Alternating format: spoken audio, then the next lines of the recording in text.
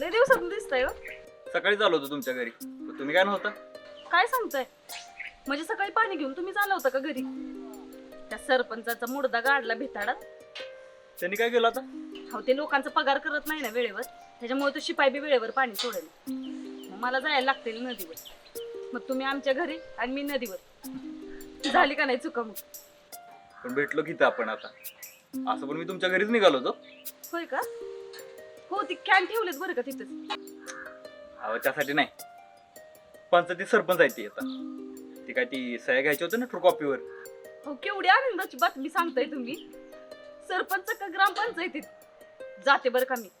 काय ना, नाहीतर ते मुर्दा परत कुठेतरी हुसकायचा. अगं सासऱ्याला शिवाय देते सोय.